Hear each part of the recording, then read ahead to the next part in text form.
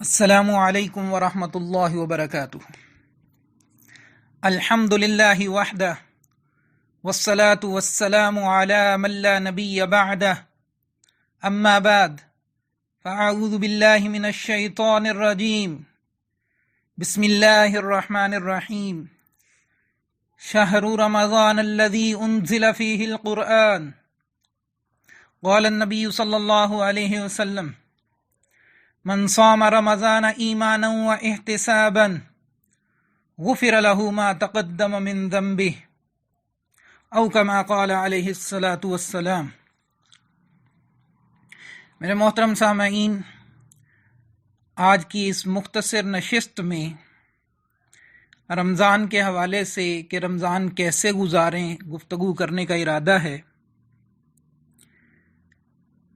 آپ حضرات کے علم میں ہے کہ رمضان کا مہینہ آتے ساتھ ہی اللہ جل شانہ کی طرف سے یہ اعلان ہو جاتا ہے کہ جنت کے دروازے کھول دیے جائیں اور جہنم کے دروازے وہ بند کر دیے جائیں، اور سرکش جو شیاطین ہیں ان کو قید کر دیا جاتا ہے۔ اتنا مبارک مہینہ یہ ہم گزاریں کیسے، اس سے کیسے زیادہ سے زیادہ نفع حاصل کر سکیں؟ تو وہ چند کام ہیں جنہیں ہمیں خوب اہتمام کے ساتھ کرنا چاہیے۔ ان میں سب سے پہلے تو یہ کہ ہم اپنی گزشتہ زندگی کے اوپر توبہ کریں کہ اللہ ہمارے گناہوں کو معاف فرمائے، اور آئندہ زندگی کے اندر اللہ اور اس کے حبیب صلی اللہ علیہ وسلم کی اطاعت کا پختہ ارادہ ہو۔ تو سب سے پہلا عمل اس کے بعد جو کرنا ہے وہ ہے رمضان میں روزوں کا اہتمام، روزہ رکھنا۔ جناب نبی کریم صلی اللہ علیہ وسلم کا مبارک ارشاد ہے: من صام رمضان ایمانا و احتسابا، جو بھی رمضان کے روزے رکھیں، ساتھ دو شرائط ہیں، ایمانا و احتسابا، ایمان کی حالت میں، اور دوسرا ثواب کی نیت کے ساتھ رکھے۔ ما تقدم غفر له ما تقدم من ذنبی، تو اس کے پچھلے گناہوں کو اللہ جل شانہ معاف فرما دیتے ہیں۔ تو ایک تو روزوں کا اہتمام، اور چند کام ایسے ہیں جن کے اجر کی کوئی حد نہیں ہے، جیسے اچھے اخلاق ہیں، وَإِنَّ لَكَ لَأَجْرًا غَيْرَ مَمْنُونَ، اور اسی طرح معاف کر دینا اور صلح کر دینا، اس پہ فَأَجْرُهُ عَلَى اللَّهِ۔ ایسے ہی ایک عمل روزہ بھی ہے۔ فرمایا الصوم لی وَأَنَا أَجْزِي بِی، کہ روزہ میرے لیے ہے اور میں ہی اس کا بدل دوں گا، اس کی جزا اللہ جل شانہ دیں گے۔ بلکہ ایک روایت کے اندر تو اس کو پیسو پڑھا گیا، اس انداز سے یہ الفاظ بھی آتے ہیں: الصوم لی وانا اجزا بی، یعنی روزہ میرے لیے ہے اور میں ہی اس کا بدل ہوں۔ اللہ اکبر! کتنی بڑی بات ہے کہ روزے پہ اللہ جل شانہ مل رہے ہیں، کہ ہم روزہ رکھیں اور اللہ جل شانہ کو پالیں۔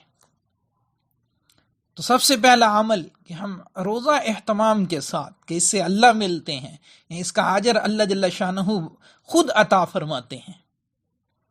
اس لیے روزوں کو خوب کسی جو ہے وہ چھوٹے سے عذر کی وجہ سے، گرمی کی وجہ سے، اس کو روزے کو چھوڑنا نہیں چاہیے۔ خوب اہتمام کے ساتھ روزہ، اور ان دو شرائط کا اہتمام رکھے، ایک تو ایمان کی حالت میں اور دوسرا ثواب کی نیت میں، یہ میرا عمل اللہ کے لیے ہے۔ رمضان کا مہینہ تو ایسا ہے کہ آنے سے پہلے ہی بعض سلف صالحین کے بارے میں لکھا ہے کہ وہ تو 6 مہینے پہلے سے اس کے لیے دعا بھی کرتے تھے۔ آتا ہے کان سلف الصالح یدعون اللہ 6 اشہر ان یبلغہم رمضان، 6 مہینے سے پہلے دعا کر دے کہ اللہ ہمیں رمضان تک پہنچا دیجیے۔ خود دعاؤں کے اندر یہ بھی آتا ہے کہ اللہم سلمنی لی رمضان، نہیں کہ اللہ سے یہ دعا مانگا کرے یا اللہ رمضان صحیح سالم نصیب فرمائیں اور پھر مجھے بھی صحیح سالم رکھیں، وَتَسَلَّمْهُ مِنَّا مُتَقَبَّلًا، اور جن نیکیوں کی اللہ آپ توفیق دیں وہ بھی آپ ہم سے قبول فرما لیں۔ اس لیے دعا کرتے رہنا چاہیے، دعا کرتے رہنا چاہیے۔ یوں بھی دعائیں آتے ہیں کہ اللہ پاک اس رمضان تک پہنچا بھی دیجئے اور اس کے اندر برکت بھی نصیب فرما دیجئے گا۔ تو خوب دعاؤں کے ساتھ کہ تاکہ ہمیں رمضان نصیب ہو، اور اس کے اندر جو دوسرا کام اہم کرنا ہے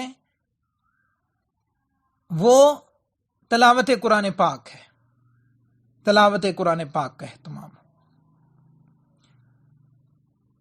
کان السلف اذا صاموا جلسوا فی المسجد، سلف صالحین کے بارے میں تو آتا ہے جب وہ روزہ رکھ لیتے تو پھر مسجد میں ہی رہتے، وہیں بیٹھتے تھے۔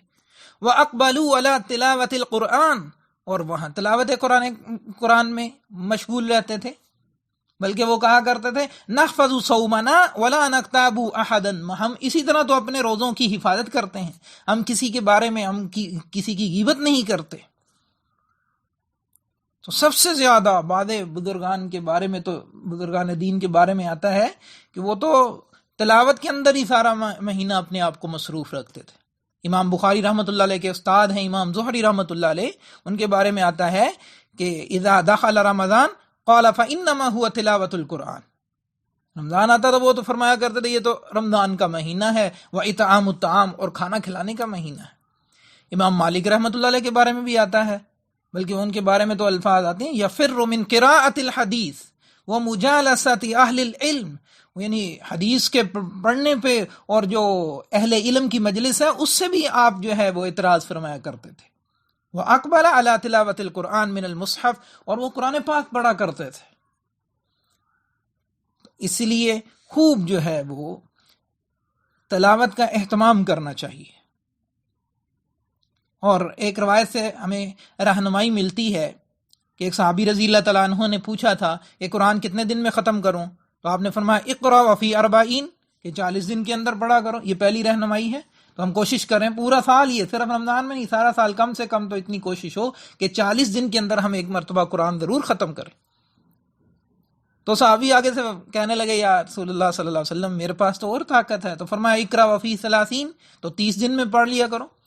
تو پھر جب انہوں نے کہا تو اقرا وفی 25، 25 دن کا کہا، پھر 20 دن کا، 15 دن کا، اقرا وفی 10، 10 دن کا بھی کہا، پھر انہیں 7 دن کا وہ کہی جا رہے ہیں کہ میرے پاس جو ہے وہ اور طاقت ہے۔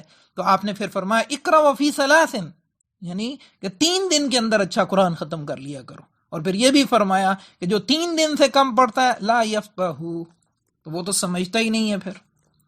تو اس لیے ایک تو اہتمام ہو قرآن پاک پہ، اپنی استطاعت اور اپنی طاقت دیکھتے ہوئے کہ جتنے عرصے میں ختم کر سکتا ہو قرآن ضرور۔ رمضان اور قرآن بڑا لازم و ملزوم ہے، اسی کے اندر اللہ جل شانہ نے اسی مبارک مہینے میں قرآن پاک کو اتارا ہے۔ بلکہ تمام علم جو آسمانی علم ہے اس کے بارے میں روایات ملتی ہیں کہ اسی رمضان کے اندر ہی آتا ہے۔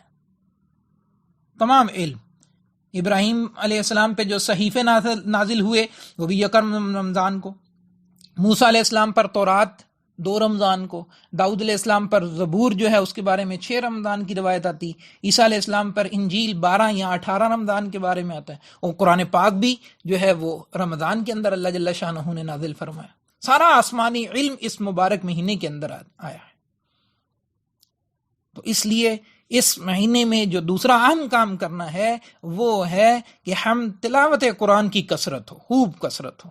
ایک تو تلاوت کیجئے اور دوسرا اہتمام ساتھ رکھیے کہ کوشش کیجئے اس کو سمجھنے کی بھی کوشش کیجئے کہ قرآن پاک کو سمجھنا، اس کے معنی کسی قابل استاد سے پڑھنا اور ترجمہ تفسیر کو جو ہے وہ سیکھنا، اس کی بھی لازمی کوشش کرنی چاہیے تاکہ پتہ تو چلے اللہ جل شانہ میرے سے کیا بات کر رہے ہیں، اللہ میرے سے کیا بات کر رہے ہیں، وہ کیا پیغام ہے جو مجھے پہنچایا ہے۔ تو اس کو قرآن پاک کو سمجھنے کی بھی کوشش کرے۔ بہرحال یہ دونوں فی ذاتی ہی مقصود ہیں، اس کی تلاوت بھی مقصود ہے۔ بعض لوگ ترجمے کی جب بات کرتے ہیں تو اس کی نفی کر دیتے ہیں کہ تلاوت سے، اور بعض جو ہے وہ جب تلاوت کے اعتبار سے کرتے ہیں تو ترجمے پہ ایسی جو ہے وہ کوئی زیادہ فوکس نہیں کرتے ہیں۔ تو دونوں چیزیں مطلوب ہیں، اس کو تلاوت بھی کرے اور پھر اس کو سمجھنے کی بھی کوشش کرے قرآن پاک کو۔ اور تیسرا کام جو کرنا ہے وہ قیام کے اعتبار سے، کہ اس کی راتوں کے اندر قیام. ابو ہریرہ رضی اللہ تعالیٰ عنہ سے ہی روایت ہے، وہ فرماتے ہیں من قام لیلۃ القدر ایمانا و احتسابا غفر له ما تقدم من ذنبه. اور ایک روایت میں جیسے یہاں لیلۃ القدر آتا ہے، من قام رمضان ابھی آتا ہے، یعنی وہی الفاظ جو روزہ رکھنے کے بارے میں ہیں، ایک صرف لفظ تبدیل، من قام لیلۃ القدر یا من قام رمضان میں یا لیلۃ القدر کے اندر جس نے قیام کیا، وہی دو شرطیں ہیں، ایمان کے ساتھ اور احتساب کے ساتھ. غفر له ما تقدم من ذنبی، تو اللہ جل شانہ اس کے پچھلے گناہوں کو معاف فرما دیتے ہیں. تو اس لیے دوسرا کام، اور رات کے اندر قیام کرے، راتوں کو زندہ کرے. اس میں ایک اہم عبادت تراویح کی ہے، تراویح کا تراویح اہتمام کے ساتھ پڑھے. تہجد کی نماز کا اہتمام رمضان کے اندر آسان ہو جاتا ہے، اس کے لیے لازمی کوشش کرنی چاہیے. اور اس کے علاوہ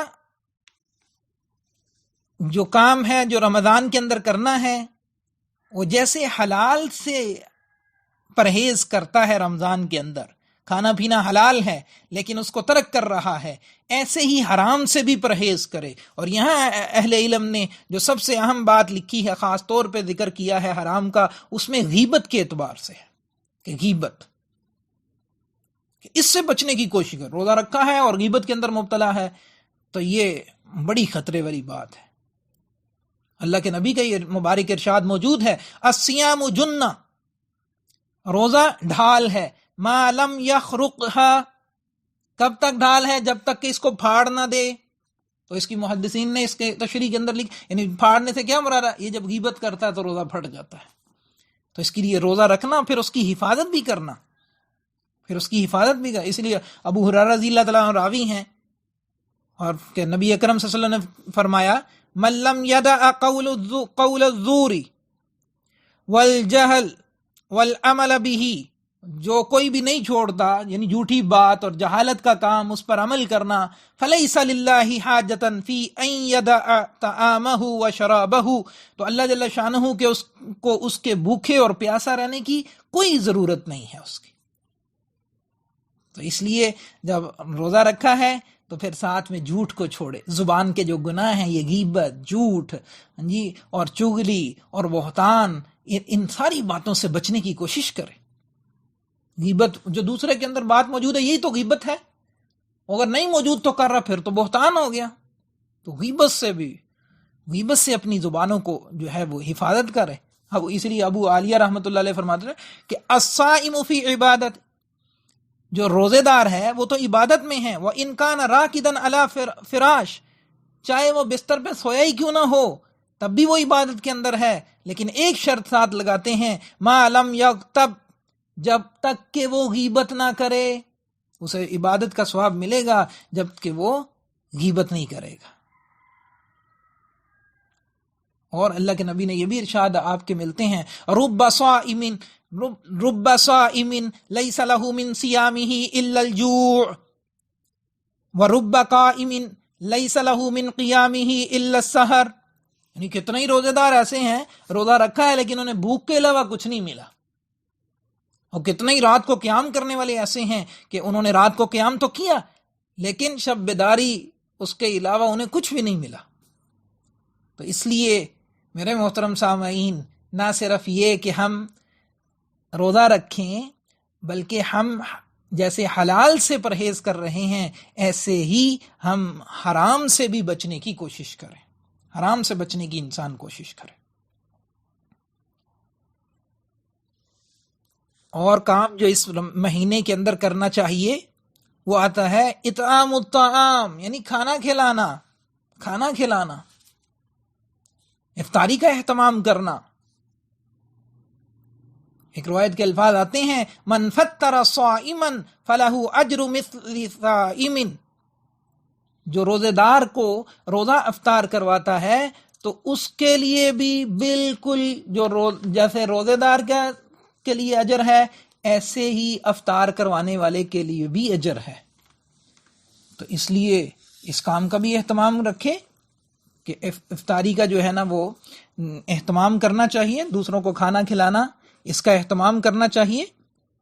اور خوشخبری آتی ہے ان لوگوں کے لیے ان فی الجنتی غرفن، جنت کے اندر ایسے کمرے ہیں جنت کے اندر، یرا ظاہرها من باطنها و باطنها من ظاہرها، اندر سے باہر، باہر سے اندر نظر، جیسے کرسٹل ہاؤس ہوتے ہیں ایسے.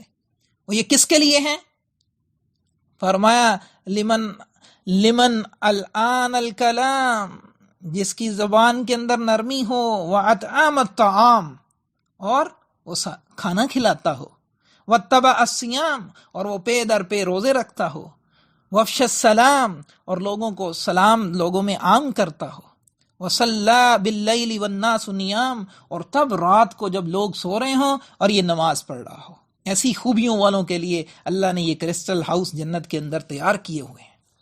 اللہ ہمیں بھی ان خوبیوں کو اہتمام کے ساتھ اس کی کوشش کرنے کی توفیق نصیب فرمائے. وہ کھانے کے اعتبار سے تو خوب، بعض اسلاف میں سے تو اقوال ملتے ہیں لوگوں کے کہ وہ میں اپنے 10 آدمیوں کو کھانا کھلاؤں، مجھے زیادہ پسند ہے کہ میں اولاد اسماعیل میں سے 10 آدمیوں کی گردن چھڑاؤں، یعنی انہیں آزاد کراؤں، اس سے بہتر ہے میں کھانا کھلاؤں.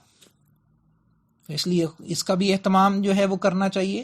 آج کل تو اور جس طرح کے حالات اس وقت چل رہے ہیں، ان حالات کے اندر دوسرے کا سفید پوش لوگ بہت سارے ہیں، ان کے خوب اپنے پہلے خاندان کے اندر بھی نظر دوڑائے، اپنے محلے کے اندر ایسے لوگوں کو تلاش کرے اور ان کے کھانے کا اہتمام، ان کی سحری افطاری کے اعتبار سے اور ان کی دوسری ضرورتوں کے اعتبار سے ضرور کوشش کرنی چاہیے ایسے کاموں کے اعتبار. اور کام جس کا رمضان کے اندر اہتمام کرنا چاہیے وہ ہے دعا کرنا. اور لوگوں کے اندر یہ تصور بھی ختم کرنا ہوگا کہ ہمارے ہاں سمجھا جاتا جب وہ افطار ہونے لگے تو بس اس وقت دعا کو پورا. اللہ کے نبی نے فرمایا کہ جو دعائیں قبول ہوتی ہیں وہ دعوت الصائم، روزہ دار کی دعا قبول ہوتی ہے، یہ جب بھی دعا کرے. ودعوت المسافر ودعوت الوالد لولدہ، باپ کی بیٹے کے حق کے اندر، مسافر کی اور روزے دار کی دعا. اس لیے دعا کرتے رہنا چاہیے. اللہ کے خود حدیث قدسی میں فرمایا انا عند ظن عبدی بی، میں تو بندے کے گمان کے مطابق معاملہ کرتا ہوں. ان خیرن فخیرن و شرن فشرن، اگر وہ میرے سے خیر کا معاملہ، خیر کا گمان رکھتا ہے، میں بھی اس کے ساتھ خیر ہی کرتا ہوں، اور اگر وہ شر کا میرے ساتھ جو ہے وہ گمان کر لیتا ہے تو پھر میں بھی اس کے ساتھ شر والا معاملہ کرتا ہوں. تو اس لیے ہمیشہ دعا کرتا رہے اور خیر کا اللہ جل شانہ سے امید خیر کی رکھے اللہ پاک سے. اور دعا کے اندر ایک کیفیت یہ ہونی چاہیے ادعوا اللہ وانتم موقنون بالاجابہ، یعنی جب بھی دعا کریں تو اس یقین کے ساتھ کریں کہ یہ دعا ضرور قبول ہوگی. دعا کی قبولیت کے یقین کے ساتھ دعا کرنی چاہیے. حضرت عمر رضی اللہ تعالیٰ فرماتے ہیں نا کہ مجھے آج تک قبولیت کا خوف نہیں ہوا، کیونکہ جب تک اللہ تعالیٰ دعا کی توفیق دیتے رہیں گے تو اللہ قبول بھی کرتے ہیں. اللہ شیطان کی اللہ قبول کر لیتے ہیں. جب اللہ پاک جو ہے وہ جلال میں تھے اور اس کو جو ہے وہ مردود فرما رہے ہیں، اس وقت اس نے دعا کی تھی کہ اللہ قیامت تک کے لیے ربی انظرنی الی یوم یبعثون، قیامت تک کے لیے مہلت مانگی تھی، اللہ نے دی ہے اس کو. اسے پتہ تھا اللہ جل شانہ کی ذات عالی کیسی دعاؤں کو قبول کرنے والی ہیں. تو اس لیے خوب دعاؤں کا اہتمام ہو، دعاؤں کا ہے. اور آج کل تو خوب استغفار بھی کرے دعاؤں کے اندر، پوری امت کی طرف سے استغفار اور پوری امت کے لیے دعائیں مانگے کہ اللہ اپنی ناراضگی کو دور فرما دے، آزمائش ہے تو اللہ اس کو ہٹا دے، اللہ عذاب کی شکلوں کو دور فرما دے، پوری امت پہ رحم فرما دے. اتنا مبارک مہینہ آ رہا ہے، اللہ اپنی رحمتوں کی جو ہے وہ برسات فرما، رحمتیں اپنی نازل فرما دے. خوب اہتمام کے ساتھ دعائیں کریں، خوب اہتمام کے ساتھ. اور ایک اور کام جو رمضان میں ہمیں کرنا ہوگا وہ ہے صدقہ کرنا. صدقہ خیرات ایک ہے، زکوٰۃ وہ تو ہے ہی فرض ہے، وہ تو لازم ہے، کرنا ہی کرنا ہے. اس کا رمضان میں بعض لوگ اہتمام کرتے ہیں اور رمضان میں وہ بھی ٹھیک ہے، لیکن جب بھی پورا سال گزر جائے اس وقت ادا کرنی چاہیے، وہ تو فرائض ہیں. اس کے علاوہ آگے فرض کے علاوہ بھی صدقہ خیرات کرنا ہوگا. کان النبی صلی اللہ علیہ وسلم اجود الناس، لوگوں میں سب سے زیادہ سخی اللہ کے نبی خود تھے، لیکن اس کے باوجود وکان اجود ما یکون رمضان کالریح مرسلہ، اور رمضان کے اندر تو آپ کی وہ سخاوت اور تند و تیز ہوا کی طرح ہو جایا کرتی تھی. تو اس لیے خوب کوشش کریں کہ جو ہے وہ صدقے کا اہتمام بھی کریں. صدقہ اور خیرات، مال اپنا جو ہے وہ دوسروں پر خرچ کرنا آج کل میں پھر عرض کر رہا ہوں کہ خوب اس کا اہتمام رکھے کہ سفید پوش لوگوں تک، بعض لوگ سوال نہیں کرتے، ان کا خوب خیال رکھے تاکہ ان تک جو ہے وہ صحیح حقدار تک پہنچانے کی کوشش کرے۔ تو ان چیزوں کا میں نے جو چند افعال، جو اعمال آپ کے سامنے رکھیں، ان کا خوب اہتمام کرنے کی کوشش کیجیے تاکہ رمضان زیادہ سے زیادہ ہمارا جو ہے وہ قیمتی بن جائے۔ اور اس کے علاوہ روزے کے اندر آپ جو ہے وہ سحری اور افطاری کے اوقات کا خوب جو ہے وہ اہتمام رکھیں۔ سحری کا ضرور اہتمام کرنا چاہیے، یعنی اس کے بارے میں تو فرمایا ان اللہ و ملائکتہ یصلون علی متسحرین، علی المتسحرین، یعنی اللہ اور اس کے فرشتے سحری کھانے والوں پر رحمت نازل فرماتے ہیں۔ ٹائمنگ کے اعتبار سے اہتمام ہو کہ خوب اہتمام جو ہے نا وہ آج کل بہت سارے بیسیوں یہ کیلنڈر چل رہے ہیں، بعضوں میں وقت اوقات غلط لکھے ہیں، اس کا بھی ذرا اہتمام ہو جائے، اور خود اپنے موبائل پہ وقت اپنی گھڑی پہ صحیح جو ہے پاکستان سٹینڈرڈ ٹائم کے مطابق وقت جو ہے نا وہ دیکھ لیا جائے۔ پھر اوقات کھلنے کے یعنی باہر مسجد کے سپیکر کے ساتھ بھی نہ ذہن رکھے کہ وہ باہر اذان ہوگی کھول لو، بلکہ اس کا اعلان کے ساتھ نہیں، اس کا وقت کے ساتھ جو ہے نا وہ تعلق ہے روزے کے کھلنے کا، تو اس کا ضرور جو ہے نا وہ کوشش کریں کہ وہ اوقات کا اہتمام ہو۔ اسی طرح روزہ کھلنے کے وقت بھی اور روزہ بند ہونے کے وقت بھی اہتمام ہو۔ اللہ جل شانہ سے دعا ہے کہ اللہ جل شانہ ہمیں یہ رمضان جو ہے اس کے اندر خوب اہتمام کے ساتھ اور صحت کے ساتھ عبادت کرنے کی توفیق نصیب فرمائے، اور پھر ان عبادات کو اللہ اپنے فضل سے قبول فرمائے، اور اس مہینے کو اللہ پوری امت پر رحمتوں کے نازل ہونے کا ذریعہ بنا دے، اپنی ناراضگی کو دور فرما دے۔ اللہ پاک ان وباؤں سے ہماری حفاظت فرمائے۔ اللہم ارفعنا عنا البلاء والوباء، اللہم ارفعنا عنا البلاء والوباء، اللہم انا نعوذ بک من جہد البلاء ودرک الشقاء وسوء القضاء وشماتة الأعداء، وآخر الدعوانا ان الحمد للہ رب العالمین۔